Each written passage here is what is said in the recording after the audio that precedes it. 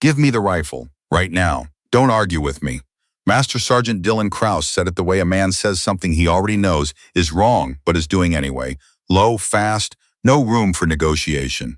The blood was coming through his sleeve fast enough that Corporal Waverly Sinn could see it dripping off his elbow onto the dirt, and she was already moving before her brain caught up with what he was asking. She was not a sniper. She had never been a sniper. Her MOS was 92A, Automated Logistical Specialist. She tracked inventory. She managed ammunition requisitions. She knew, at any given moment, exactly how many rounds of MA55A1 were in the forward supply point, how many were allocated to which team, and how many were sitting in transit between Camp Salerno and the patrol base at the edge of the valley. She knew the weight of ammunition the way a baker knows the weight of flour, automatically, without thinking, because it was the only thing her job required her to know. What she did not know was how to use it. But Krauss's hands were shaking, and Staff Sergeant Krauss was face down 20 meters away with a wound in his shoulder that had ended his ability to do anything except stay conscious. And the Taliban commander who had ordered the ambush was moving fast, moving uphill, moving toward the ridge where 3 vehicles full of village elders were parked, waiting for an escort. And there was no one left. There was only Waverly Sinn, 28 years old, from Beaumont, Texas, kneeling in the dirt of Kunar Province with a SR-25 semi-automatic rifle that weighed 9.5 pounds unloaded being pressed into her hands by a man who was losing blood faster than he could afford to.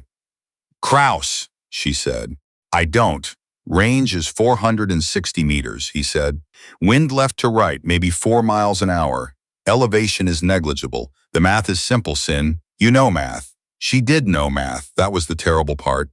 The thing people don't understand about ballistics is that it's not magic. It is physics. It is the application of measurable, calculable forces to a physical object moving through a medium, in this case, 175 grain M118 LR bullet, moving through air at approximately 2,580 feet per second from a 10¼ inch twist barrel. The bullet will begin dropping the moment it leaves the muzzle, pulled by gravity at the same rate everything else on the planet falls. 9.8 meters per second squared, no exceptions, no negotiations. At 400 meters, that bullet has dropped approximately 27.8 inches below the point of aim under standard conditions. You correct for that by knowing it. You adjust. You account for what you cannot change. Waverly had learned this not from any sniper school, not from any advanced marksmanship course. She had learned it the way she learned most things, from reading. She had read FM 322.10, the Army's own manual on sniper training, cover to cover, one rainy week at Camp Lemonnier 2 years ago, because there was nothing else in the MWR tent. And she was not a person who could sit still without something to think about. She thought about it now. She thought about it while Krauss was talking to her in a low, controlled voice, telling her where Krauss had been shooting from, what his last known zero was, what the vegetation density looked like through the scope at that distance. He had memorized it the way soldiers memorize things they might need, not with any certainty that they will need it, but with the understanding that certainty is a luxury that combat does not offer. He was dialed to 400. Krauss said, "You're going to need a half mil up." "I know," Waverly said. He looked at her. "I read the manual," she said. He looked at her for another second, then something in his face shifted. Not confidence, exactly. Something more like resignation settling into something that was trying to become trust. "Then get behind it," he said. She had been in country for 7 months. In that time, she had been shot at twice, once on a supply convoy that caught a roadside IED and took small arms fire from a tree line, once during a rocket attack on the patrol base that lasted 11 minutes and killed no one but destroyed a generator and a Humvee door. Both times she had done what her training told her to do: take cover, stay down, wait for it to be over. This was not that.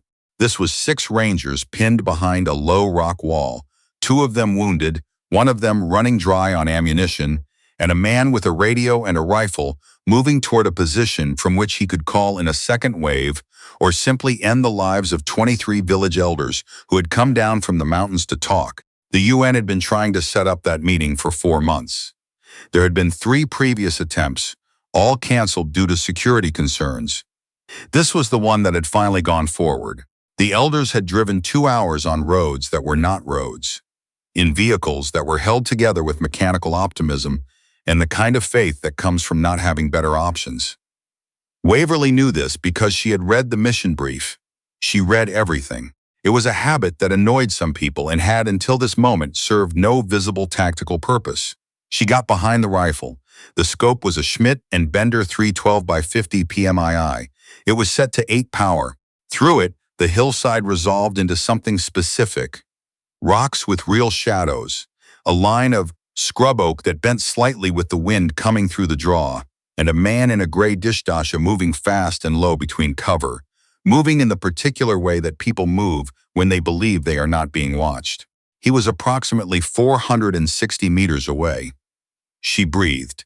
The thing that Waverly Sinn understood, lying behind that rifle with her cheek against the stock and the world reduced to a circle of magnified distance, was that she was not doing something she was capable of. She was doing something she had to do. These are not the same thing. People confuse them constantly. Capability is about training, about repetition, about the kind of competence that accumulates over months and years until it becomes automatic. What Waverly had was not that. What she had was a manual she had read, a brain that retained information with unusual fidelity, and a situation in which there was no one else. She thought about the elders in the vehicles on the ridge. She thought about Krauss, face down in the dirt, breathing in short controlled bursts because he was a professional, and professionals control what they can control. She thought about the wind. 4 miles an hour left to right, consistent. At 460 meters with an M11 Hain LR at standard velocity, that's approximately 7 inches of lateral drift. She needed to hold right edge of the target, or come right by 0.5 mil on the scope's windage dial. The scope had a locking turret. She reached up and clicked it right, 1, 2, and felt the faint mechanical precision of each click under her fingertip. She thought about her breathing. The thing about breathing is that it moves the rifle. Every inhale raises the muzzle slightly. Every exhale lowers it. The shot has to come in the pause between, not the pause after exhaling, not the pause after inhaling, but the natural respiratory pause that lasts approximately 2 seconds at the bottom of a normal exhale, when the body is briefly neutral, when nothing is moving, when the lungs have done what they were going to do, and the next breath hasn't started yet. She exhaled. She waited. The man in the gray dishdasha stopped. He reached for something on his belt, a radio. She could see the antenna, and she understood that when he found what he was reaching for, the situation was going to change in ways that could not be corrected afterward. In the 2 seconds of her respiratory pause, she pressed the trigger. Not pulled. Pressed. There is a difference. Pulling moves the rifle. Pressing doesn't. She had read that in the manual. She had thought it was pedantic when she read it, the kind of distinction that exists in manuals because someone had to write something, and she had filed it away in the part of her brain where she kept things that seemed useless until they weren't. The shot broke clean. She didn't look up. She stayed behind the scope and watched. She had read about this too, the importance of following through, of not lifting your head, of trusting the process you had committed to before the moment of execution. The barrel rose slightly with the recoil. When it settled back, she found the target again. The man was down. Krauss was beside her. She hadn't heard him move. Left shoulder, he said very quietly. Wind correction was off, she said. He's not getting up. No, she said. The elders, they're still there. She could see the vehicles on the ridge, none of them moving. He didn't get to the radio. Krauss was quiet for a moment. Sinn, he said. Yeah, where did you learn to do that? She thought about the rainy week at Camp Lemonnier. She thought about the MWR tent and the absence of anything else to read, and the way she had always, even as a child in Beaumont, reached for the instruction manual before she touched the thing itself. I read the manual, she said again. He didn't say anything for another moment. Then he said, I'm going to need you to carry that rifle back to the fob. The debrief took 4 hours. It was conducted by a lieutenant colonel named Hargrove, who had the manner of a man who had seen a great deal, and had learned to process it efficiently rather than emotionally.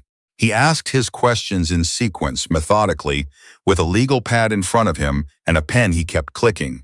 He asked Waverly to describe her actions in her own words, then to describe them again from the beginning, then to describe specific moments in more detail. He asked about her training, and she told him she had no sniper training. He asked about her familiarity with the SR-25, and she told him she had handled it for weapons qualification but had never fired it in a training scenario at distance. He asked how she had known the ballistic corrections. She told him about the manual. He stopped clicking his pen. "You read FM 32210, he said. "Cover to cover," she said. "Camp Lemonnier, February. There was nothing else in the tent." He looked at her for a long moment. "Corporal Sinn," he said. "What is your actual job in this theater?" "Logistics," she said. "Supply and ammunition management." "And before today, had you ever fired at a human target?" "No, sir." He wrote something on his legal pad. She couldn't read it from where she was sitting. He clicked his pen twice, put it down, and laced his fingers together on the surface of the table. "The UN representative called," he said. "The meeting went forward. All 23 elders are safe. They signed the preliminary security agreement at 1700 hours. Waverly said nothing. "That agreement," Hargrove said, "is the reason we've been in that valley for 6 months. It's the reason Krauss is getting a Purple Heart instead of a posthumous one. It's the reason 23 men drove 2 hours on bad roads and came home to their families tonight."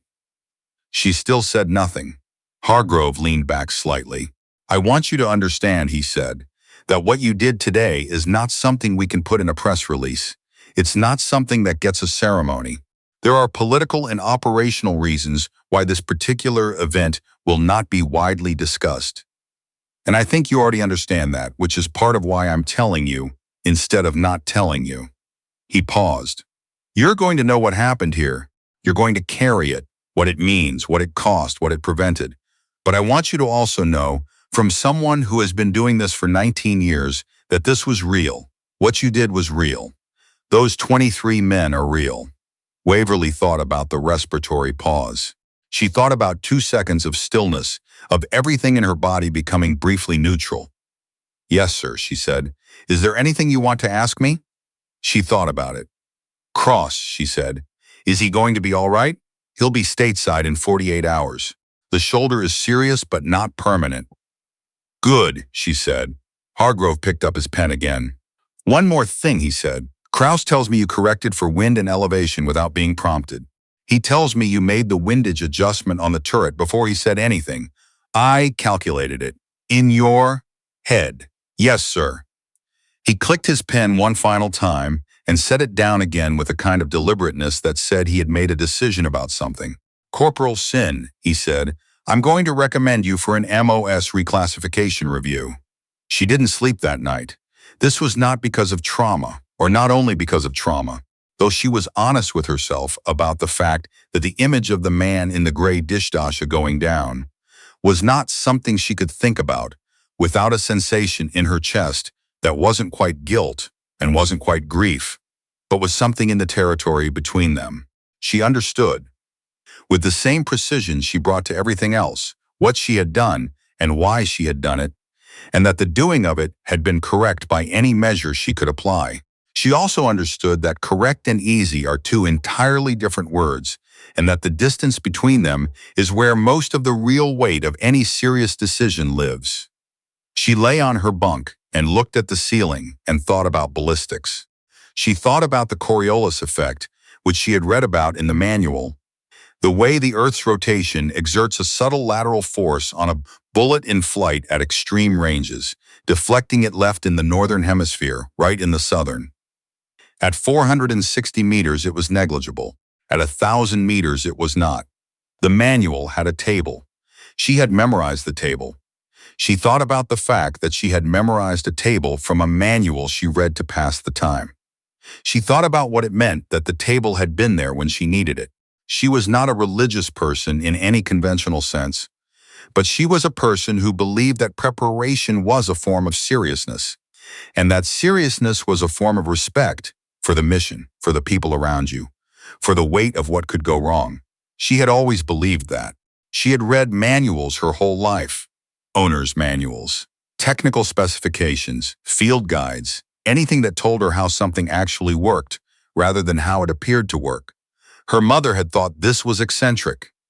Her high school teachers had thought it was impressive until it became inconvenient. The Army had not known what to do with it. Until today, she thought about Krauss, who had pressed a rifle into her hands with blood dripping off his elbow and trusted her with the fact that he had no other option. She thought about what it meant to have someone's trust, not because they believed in you, but because believing in you was the only remaining move on the board. Whether there was a meaningful difference, whether trust earned under duress was still trust, was a question she didn't have an answer to. She wasn't sure anyone did.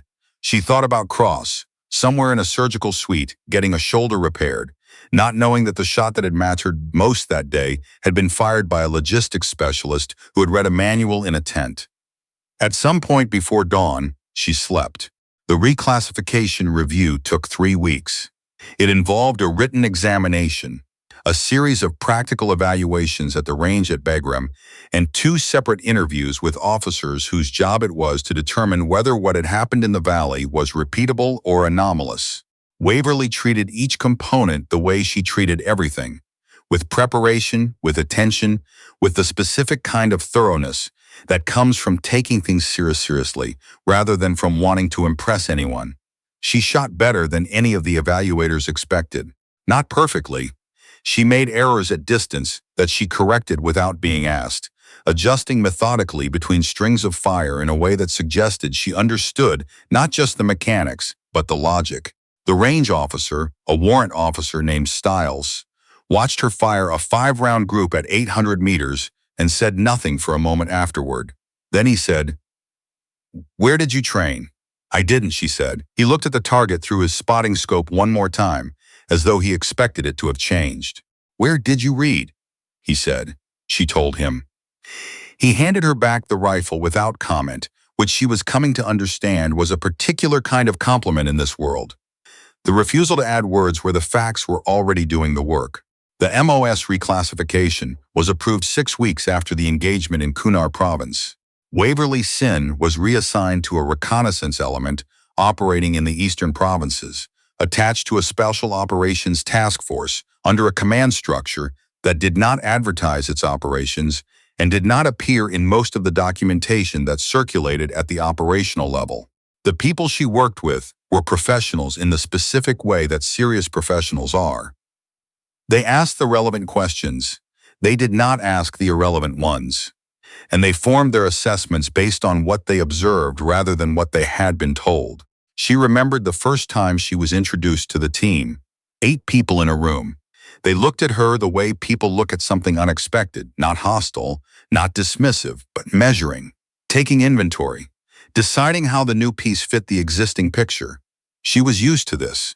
She had been the unexpected thing in most rooms she had entered since the age of 11, when her mother had caught her reading the technical specifications for the family's new washing machine and had asked, with genuine bewilderment, why she would do that. Waverly had not had a good answer then. She had said simply that she wanted to know how it worked. She still didn't have a better answer, but she had by now a better understanding of what the answer meant. The team leader was a major named Croft, who had a reputation for being difficult to impress. He looked at her record, looked at the evaluation scores, looked at the written summary of the engagement in Kunar, and said nothing for long enough that most people would have felt the need to fill the silence with something. Waverly waited. "Sinn," he said finally. "Sir, you know the difference between a lucky shot and a calculated one?" "Yes, sir. What's the difference?" "A lucky shot," she said, "is when the variables align in your favor without your understanding or control of them. A calculated shot is when you've accounted for the variables and the outcome follows from your accounting. The outcome may look identical. What's different is what you can repeat." Croft looked at her for another moment. "Can you repeat it?" "Yes, sir." He nodded once, the small decisive nod of a person who has completed an assessment and filed it. "Welcome to the team, Sinn," he said. She thought about that exchange for a long time afterward. Not because it had been particularly difficult or particularly meaningful in isolation, but because of what it had contained. The question underneath the question, the real thing being asked, which was not whether she could repeat a physical action, but whether she understood herself well enough to make a claim about her own consistency. It was, she realized, the same question she had been answering her whole life in different forms. Not can you do this? But do you know what you are? She was not sure most people knew the answer to that question. She was not entirely sure she did, in the complete sense. But she knew parts of it. She knew that she was a person who read manuals, because she believed that understanding how things worked was a form of respect for the things themselves. She knew that she was a person who could hold still in the middle of chaos. Not because she wasn't afraid. She had been very afraid in the valley. Her hands had been shaking when she got behind the rifle, and she had willed them still. Through something that was not courage in any heroic sense, but was closer to simple arithmetic. Because she wasn't afraid of being afraid. Because fear was a variable like wind and elevation, something to be accounted for rather than eliminated. She knew that she was good at math. She knew that math had saved 23 lives. She kept the manual, not the field copy she had read at Lemonier, that one had gone back into the stack, but a personal copy she had ordered and received 2 weeks after Kunar, which she kept in her bag alongside the small composition notebook where she recorded data. Environmental conditions, range estimates, corrections, outcomes. The notebook was practical. She did not keep it for sentimental reasons. But sometimes, in the early mornings on the bases where she was stationed, when the light was coming up gray over the mountains, and the air was briefly still before the day started making its demands, she opened it and read through what was there. Not to review, exactly, not to study, but in the way that people return to things that mean something, to feel the weight of them, to confirm they are real, to know that what happened happened and that the record of it exists somewhere outside her own memory, in ink, on paper, in numbers that do not change. She had fired one shot in Kunar Province. It had mattered. She had done it with knowledge she had accumulated, not because she was told to, not because it was required, not because she had any reason to believe it would ever be necessary, but because she was the kind of person who read the manual, and the manual had been there when the moment came. She closed the notebook. She picked up the rifle. She was ready.